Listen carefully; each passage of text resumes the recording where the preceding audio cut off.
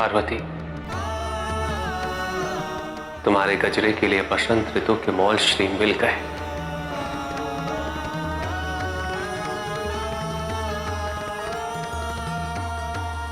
अब केवल 5 ऋतुओं की प्रतीक्षा शेष है।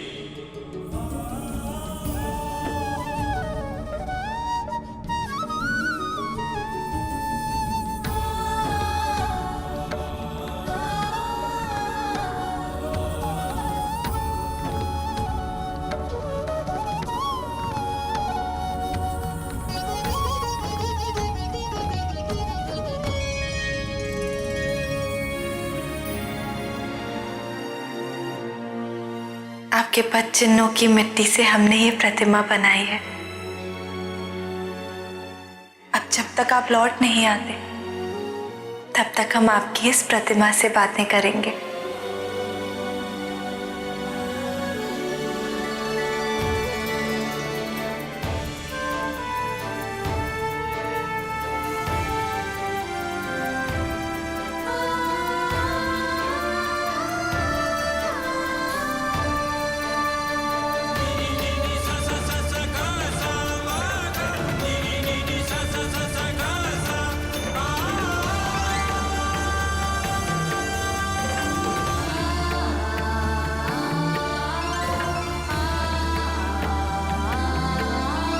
ग्रीष्म ऋतु में चंपा के पुष्प खिल गए हैं पार्वती। अब 4 ऋतुओं के आगमन की प्रतीक्षा और है।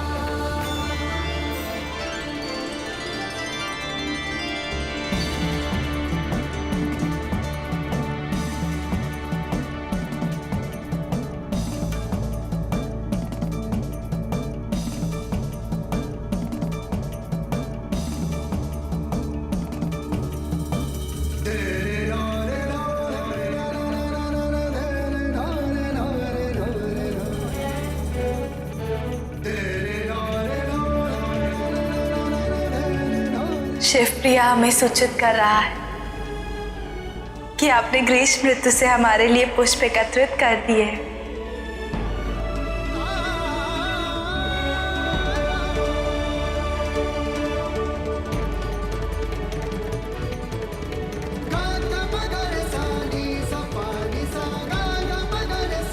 हम भूले नहीं हैं स्वामी,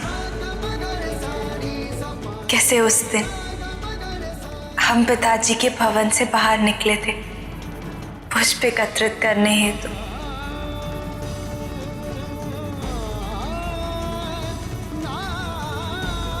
और हमने आपको पहली बार देखा था।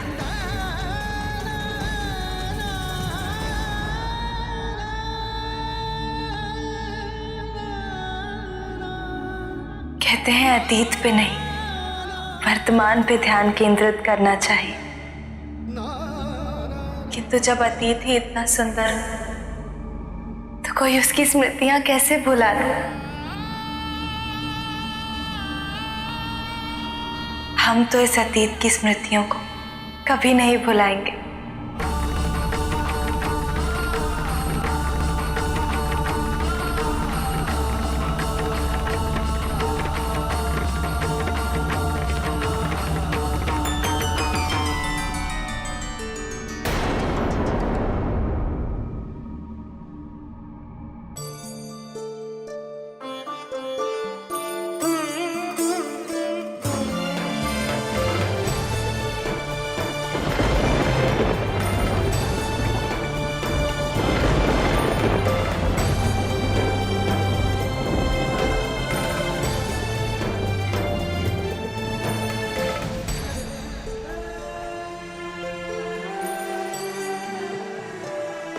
ठहरो मेघ,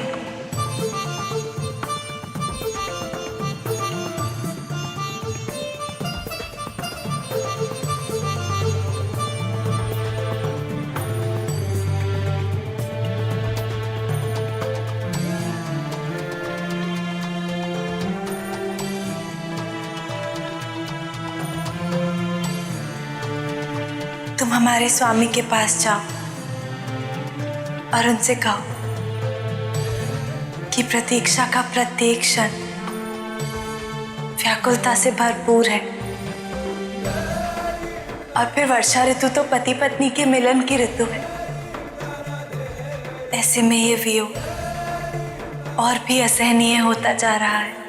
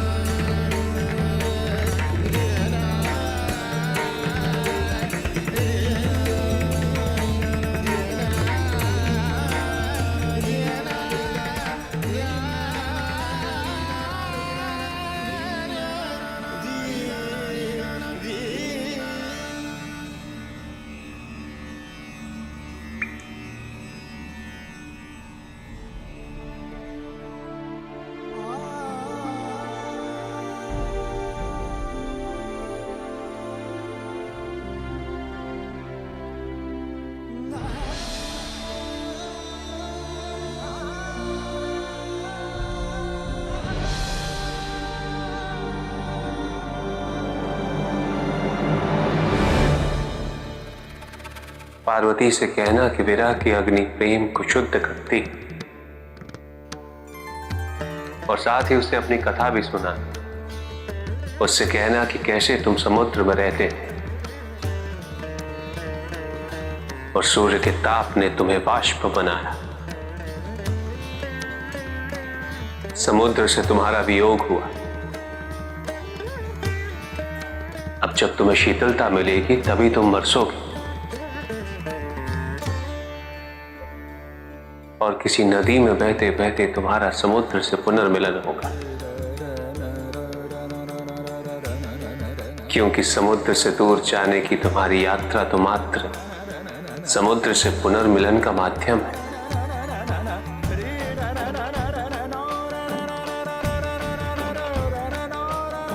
उसी प्रकार मैं भी पार्वती से पुनर्मिलन हेतु ही उससे दूर हुआ हूं।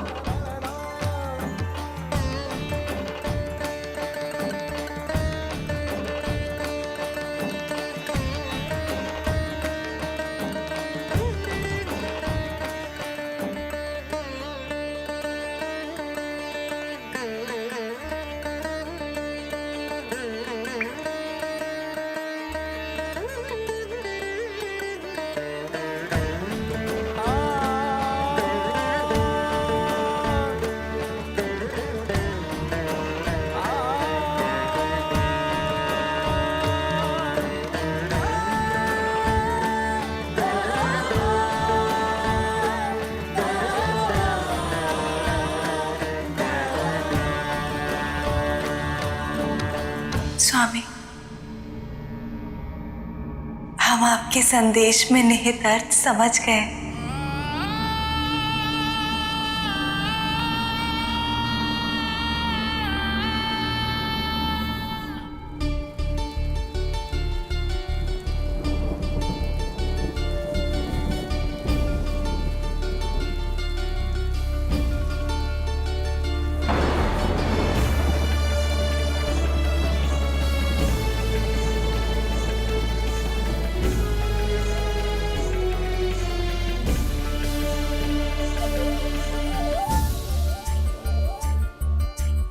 आती जाती ऋतुएं बदली, मन की पीड़ा जिसकी तस है, सह भी ना पाए कह भी ना पाए।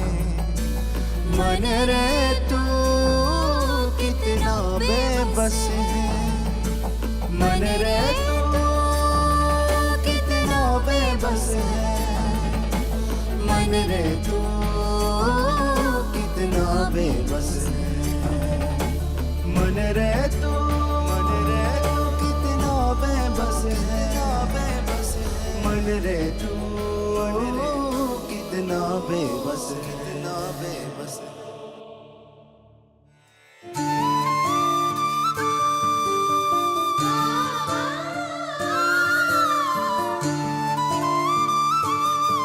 शीघ्र ही पुष्पित होकर हमें स्वामी के कार्य समाप्ति की सूचना दो।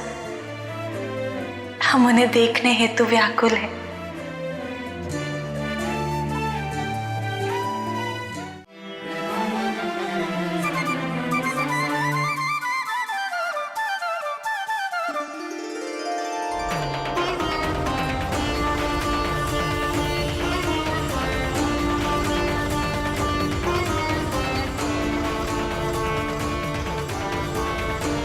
मैंने अपने परिश्रम से 6 ऋतुओं के पुष्प एकत्रित कर तुम्हारा मनोवांछित कचरा तैयार कर दिया है पार्वती।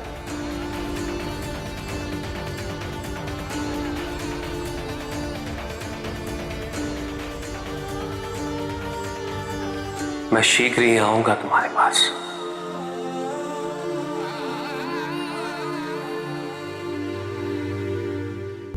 ओम ब्रह्मदेवाय नमः।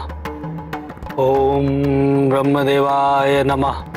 ओम ब्रह्मदेवाय नमः। ओम ब्रह्मदेवाय नमः।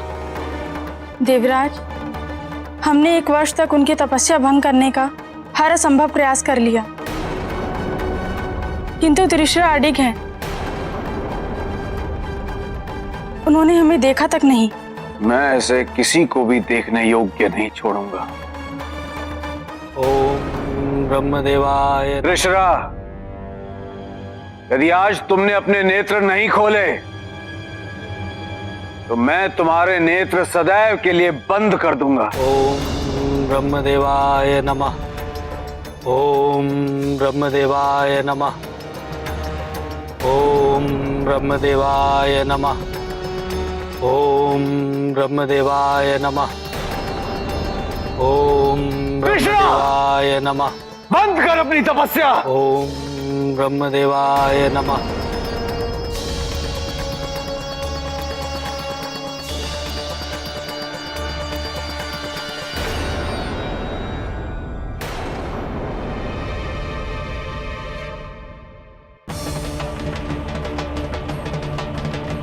मैं तुम्हें अंतिम चेतावनी देता हूं। ओम ब्रह्मदेवाय नमः। ओम ब्रह्मदेवाय नमः। त्रिशरा! नहीं देवराज, ऐसा अनर्थ मत कीजिए।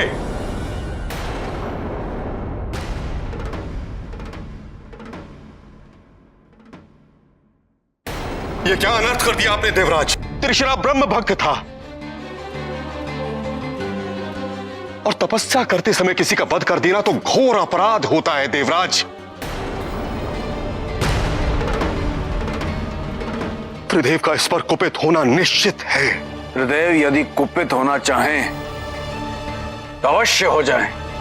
मुझे किसी का भय नहीं। देवराज, अमृत के सेवन के पश्चात मैं अमर हो चुका हूं और मुझे पूर्ण अधिकार है कि मैं अपने सिंहासन की रक्षा कर सकूं। अपने अहंकार में आप भूल रहे हैं कि त्रिदेव से अधिक शक्तिशाली इस संसार में कुछ भी नहीं है। यदि वे कुपित हो गए तो ना तो अमृत ही आपकी रक्षा कर सकेगा और न ही आपका यह आत्मविश्वास जो सदैव अहंकार से परिपूर्ण रहता है। और जहां तक प्रश्न रहा इंद्रासन का, तो वो आपकी निजी संपत्ति नहीं है देवराज। वो आपका जन्मसिद्ध अधिकार या आपकी पैतृक पदवी नहीं है।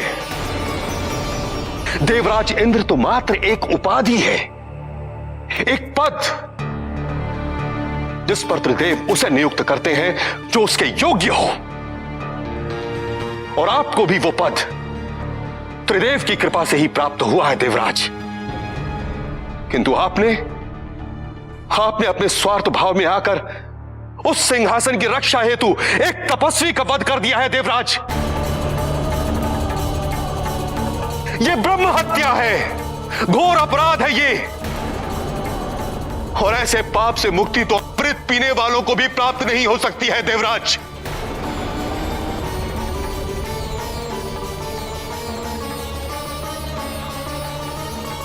आचार्य, आप मेरे गुरु हैं। अब इस समस्या से मुक्ति का मार्ग प्रशस्त करना आपका दायित्व है। ब्रह्मदेव और नारायण दोनों ही आपको इस अपराध के लिए क्षमा नहीं करेंगे देवराज। ऐसे में आपको महादेव से क्षमा याचना करनी होगी।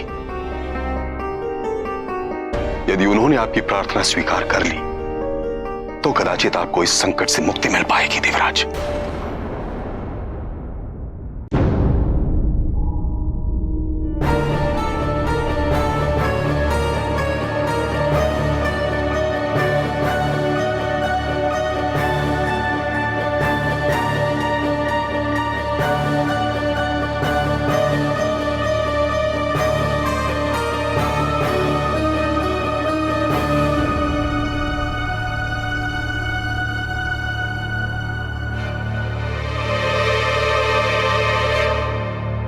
रे मूर्ख, ये कोई विश्राम का स्थान है?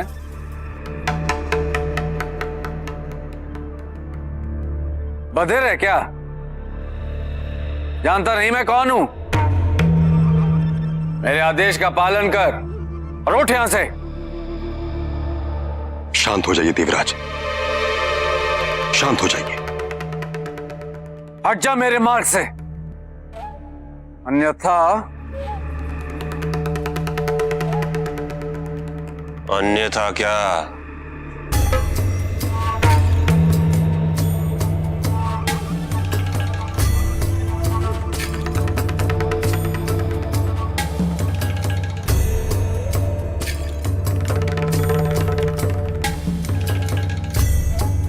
तुम यहां से आगे नहीं जा सकते।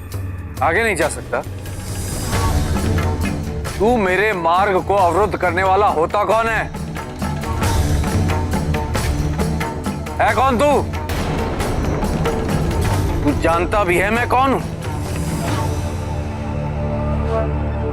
देवराज इंद्र हूं मैं। देख, मैं पहले से ही कुपित हूं, एक दुष्ट का वध कर चुका हूं मैं। हट जा मेरे मार्ग से, हट जा। ये मार्ग कैलाश की पवित्र भूमि की ओर जाता है।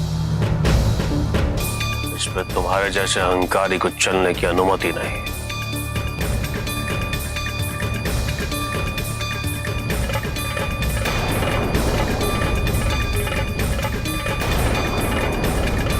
इस अवधूत में कुछ तो दिव्य है। आचार्य, इस मूर्ख से कहिए कि मेरे धैर्य की परीक्षा न ले। मेरे जैसे वीर, मेरे जैसे पराक्रमी को एक अवधूत का वध करना शोभा नहीं देगा। नहीं देवराज, मुझे तो संदेह है कि ये महादेव के गणों में से कोई एक है। देवराज, यदि आप इससे अनुरोध करेंगे तो ये आपको जाने का मार्ग अवश्य दे देंगे। अब देवराज इंद्र का इतना बुरा समय आ गया है कि ऐसे तुच्छ प्राणियों से अनुरोध करना पड़े। ये ऐसे नहीं मानेगा। मैं तुझसे अंतिम बार कह रहा हूं, हट जा मेरे मार्ग से। और यदि तुम महादेव के गण प्रेतों में से एक हो, जाओ उनसे कहो कि मैं आया हूं। मैं का परित्याग करो देवराज इंद्र।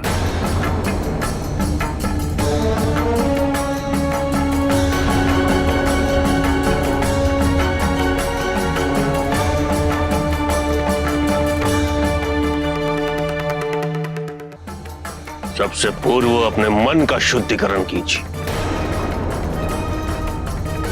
और यदि आप महादेव के दर्शन पाना चाहते हैं तो उनकी तपस्या कीजिए। यदि उनकी इच्छा हुई तो आपको दर्शन अवश्य देंगे।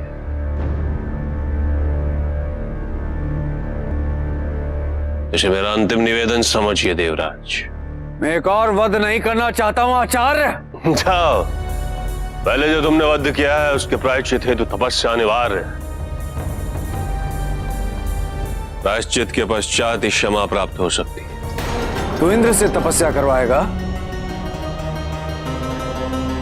जो देवलोक को संचालित करता है, उसे उपदेश देगा तू? तूने मेरे सब्र का बांध तोड़ा है, अपमान किया है तूने मेरा, अपनी उद्दंडता का, अपनी मर्यादा को भूलने का और देवराज इंद्र का सम्मान न करने का दंड मैं तुझे अवश्य दूंगा।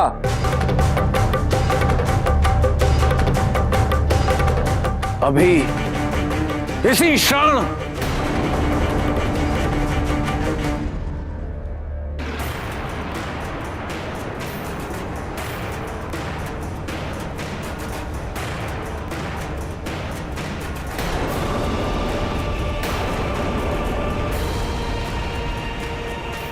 रुक जाइए देवराज।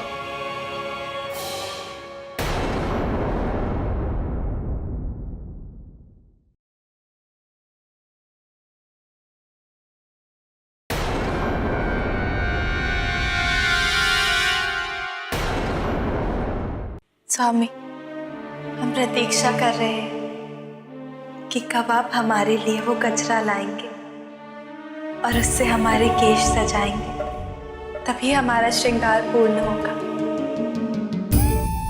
1 वर्ष बिताने में उतनी कठिनाई नहीं हुई जितने की प्रतीक्षा के इन अंतिम क्षणों में हो रही है। ये कुछ पल जो शेष है, ऐसा लग रहा है कि इनमें युगों युगों की दूरियां निहित हैं।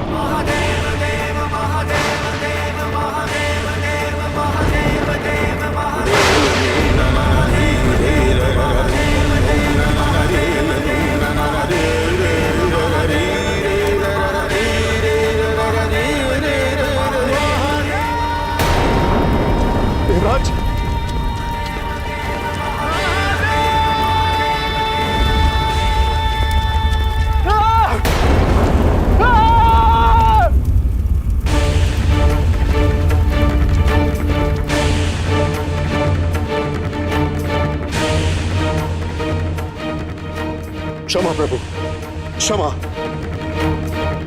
प्रभु, आपको तो क्या थी है कि देवराज अपनी असुरक्षा के कारण अपने पद से भटक जाते हैं। प्रभु, वो आपसे क्षमा याचना करने के लिए आ ही रहे थे, किंतु आपको पहचान न सके, इसलिए ऐसी उद्दंडता। मैंने देवराज इंद्र को अपनी भूल स्वीकार करने का अवसर दिया था, किंतु उससे अपना अहंकार अधिक प्रिय है। बारंबार इसी अहंकार, इसी असुरक्षा में उसने अपने पद, अपनी शक्ति का दुरुपयोग किया। निंदनीय कर्म किए हैं देवराज इंद्र ने।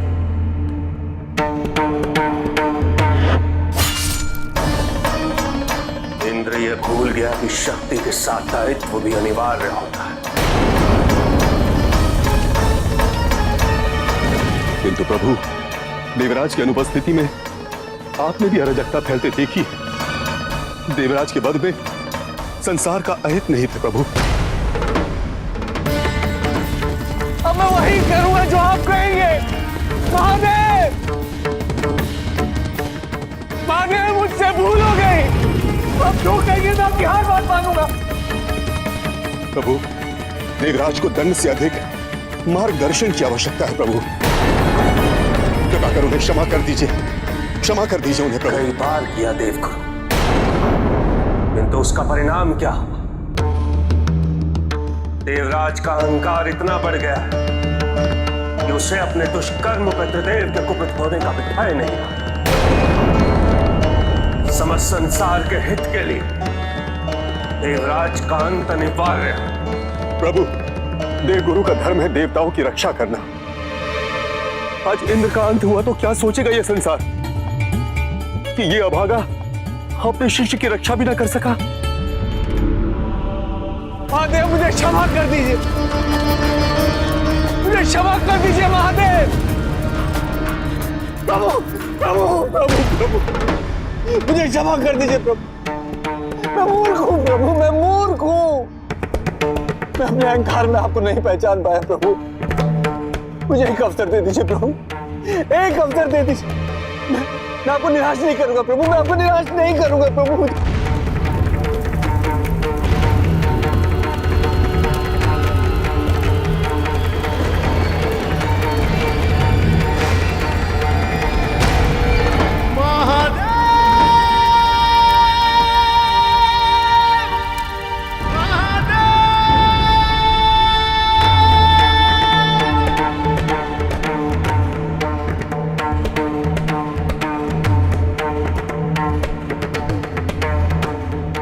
आपके निवेदन पर मैं इंद्र को मृत्यु दंड से मुक्त करता हूं।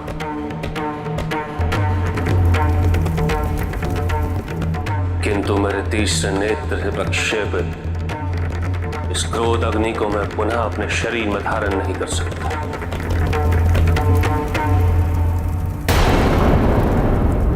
इस शक्ति का इस धरती पर रहना अनर्थकारी सिद्ध होगा। इसकी शक्ति और इसकी ऊष्मा को समुद्र का आधा जल ही धारण कर सकता है। इसलिए इस ऊर्जा को मैं समुद्र के अगाध जल राशि में स्वयं समर्पित करता हूं।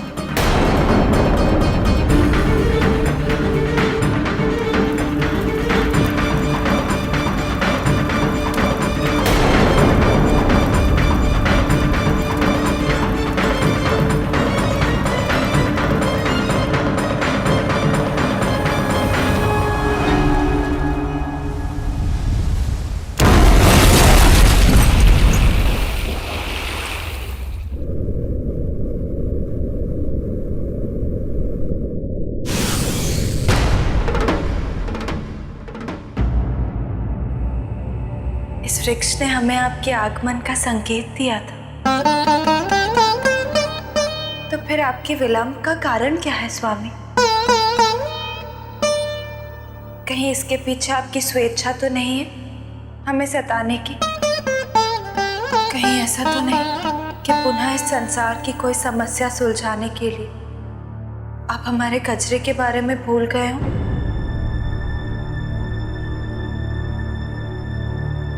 आपको स्मरण है ना स्वामी, हमने आपसे क्या कहा था? यदि 1 वर्ष के पूर्ण होने के पश्चात आप हमारे लिए कचरा नहीं लाए तो हम सदैव के लिए आपकी स्मृतियां अपने हृदय से मिटा देंगे। और यदि ऐसा हुआ तो आपको हमारी स्मरण शक्ति जागृत करने हेतु उतना ही कठोर परिश्रम करना होगा जितना कि हमने किया था। हमें आप पर पूर्ण विश्वास है। आपने आज तक हमारी प्रत्येक इच्छा पूर्ण की है। हम जानते हैं कि आप कचरा लेकर अवश्य लौटेंगे। आप दयालु हैं प्रभु, आप कृपालु हैं। आपने बारंबार मुझे क्षमा किया। 100 अश्वमेध यज्ञ करने के पश्चात इंद्र बनने का अवसर प्राप्त होता है, किंतु ये एकमात्र विशेषता नहीं। सत्ता, कीर्ति और संपत्ति प्राप्त होने के उपरांत भी जो अपनी बुद्धि को स्थिर रख सके वही देवराज बनने योग्य होता।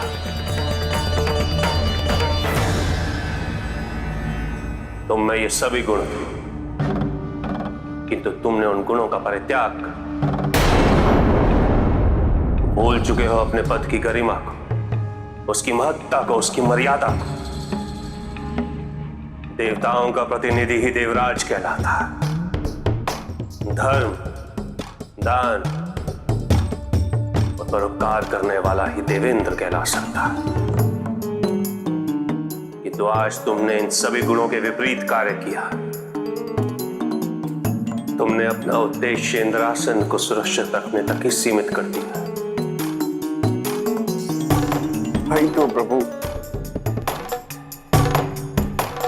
न जाने मेरे व्यक्तित्व पर किसकी बुरी दृष्टि पड़ गई है। न जाने मैं क्यों इतना असुरक्षित हो जाता हूं, क्यों? मुझे इनसे मुक्त करा दीजिए प्रभु। मैं तुम्हें इस अहंकार से मुक्ति केवल मृत्यु के माध्यम से दिला सकता।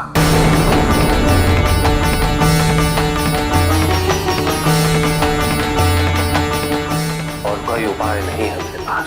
दया प्रभु, दया कीजिए।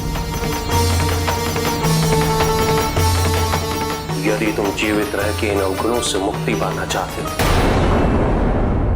तो तुम्हें स्वयं प्रयास करना होगा, क्योंकि इस अहंकार, इस सुरक्षा के जन्मदाता तुम स्वयं, इसका स्रोत तुम ही हो। तुम्हारे भीतर धर्म, परायणता, स्वाभिमान, ऐश्वर्य और गुरुता का भाव नहीं रहा है। तुम्हारे लिए केवल बाहरी सौंदर्य का ही महत्व, आंतरिक सुंदरता का कोई मूल्य नहीं। किंतु स्मरण रहे, जब तक तुम अपने अस्तित्व को बाहरी तत्वों से परिभाषित करते रहोगे, तुम अहंकार को पोषित करते रहोगे। संतोष को तुम जितना बाहर ढूंढोगे उतना ही असंतोष बढ़ेगा, असुरक्षा बढ़ेगी।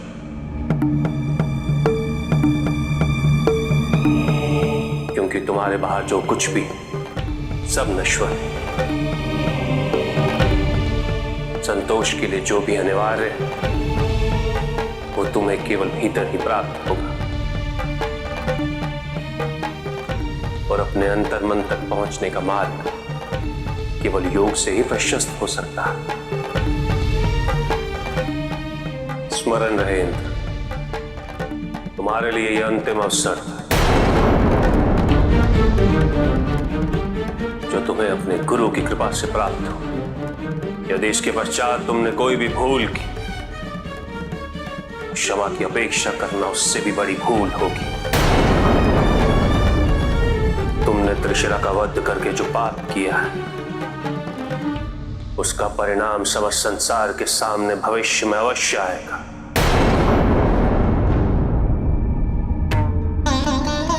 राजा के साथ उसकी प्रजा का भी भाग्य जुड़ा होता है। यही दुर्भाग्य है कि तुम्हारे साथ साथ समस्त संसार को इसका परिणाम भुगतना पड़ेगा।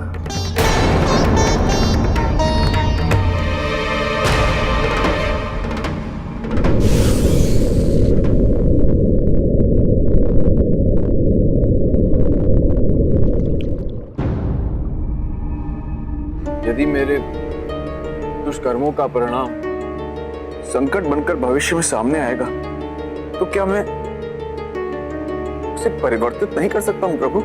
नहीं इंद्र, तुम्हारे पास प्रायश्चित के अतिरिक्त कोई भी विकल्प नहीं और तुम्हारे प्रायश्चित का मार्ग स्वयं तुम्हारे गुरु प्रशस्त करेंगे।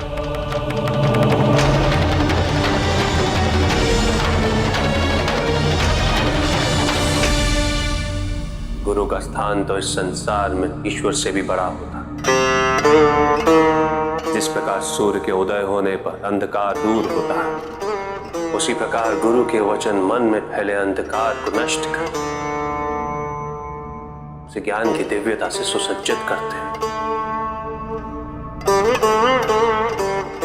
गुरु की शरण तीर्थ के समान होती। जो गुरु का अपमान करे, जो गुरु पर संदेह करे, जो गुरु की अवहेलना करे, उसका अंत तो निश्चित होता है। गुरु की स्वीकृति और उनके आशीष के बिना किया गया कोई भी कार्य अपनी पराकाष्ठा तक नहीं पहुंच सकता।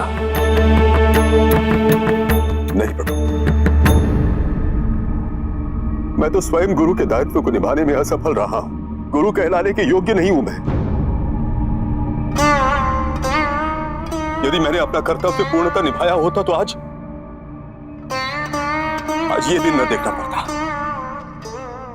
कितने कल बीत गए हैं प्रभु, किंतु मैं अपने शिष्य के मन का अंधकार दूर नहीं कर पाया, उसके मन का विकार दूर कर नहीं पाया। मैं इस सम्मान के योग्य ही नहीं। गुरु की योग्यता और गुरु की महानता उसके शिष्य की सफलता पर आश्रित नहीं होती देवगुरु।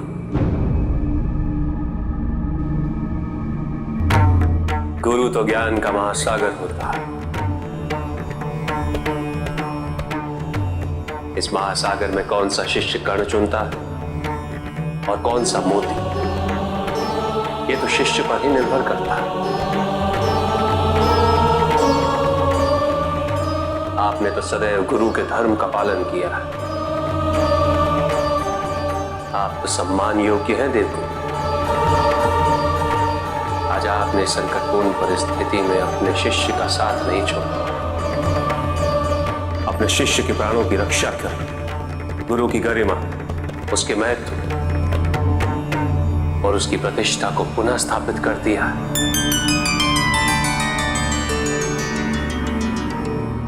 इसलिए आज से आपको जीव के नाम से संबोधित किया जाएगा। विद्यानाथ जगत गुरु के मुख से यह वचन सुनकर मैं अपनी ग्लानि से मुक्त हुआ हूं प्रभु। आपने जो सम्मान मुझे दिया है उसके लिए मैं कृतज्ञ हूं।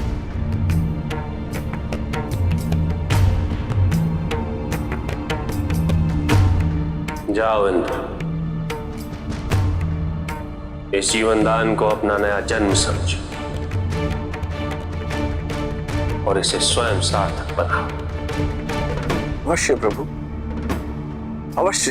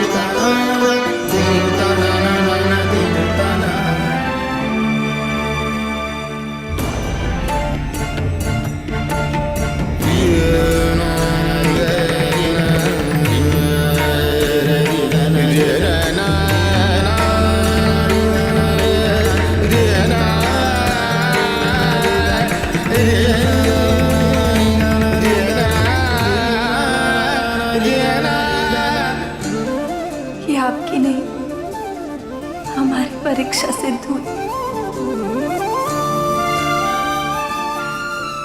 इस बार हमारी एक इच्छा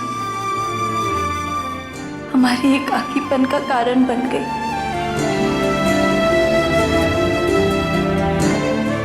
छह ऋतुओं के पुष्प से बने गजरे की इच्छा। स्वामी, ये वन साक्षी है, शिवप्रिय साक्षी है कि हमने आपके बिना बिताई प्रत्येक ऋतु केवल आप ही के लिए बिताई। तभी तो ग्रीष्म ऋतु हमारे विरह का ताप था। वर्षा ऋतु हमारे ही अश्रु बरसा रही थी। स्वामी, हम प्रत्येक क्षण यही सोचते थे कि आप कहाँ होंगे, क्या कर रहे होंगे।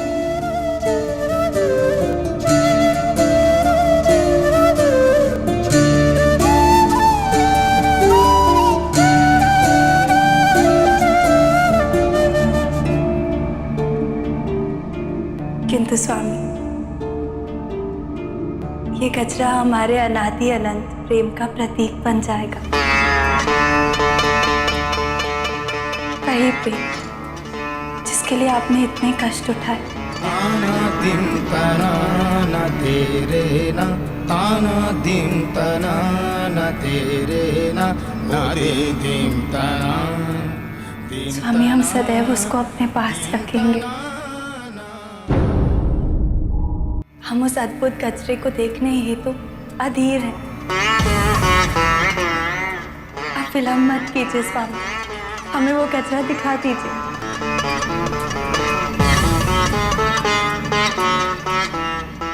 जी स्वामी।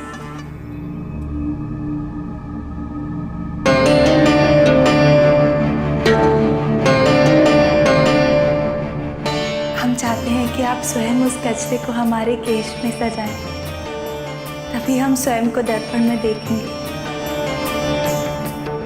हम आपके प्रेम से परिपूर्ण उस कचरे के साथ अपना संपूर्ण रूप देखने हेतु ललायित हैं।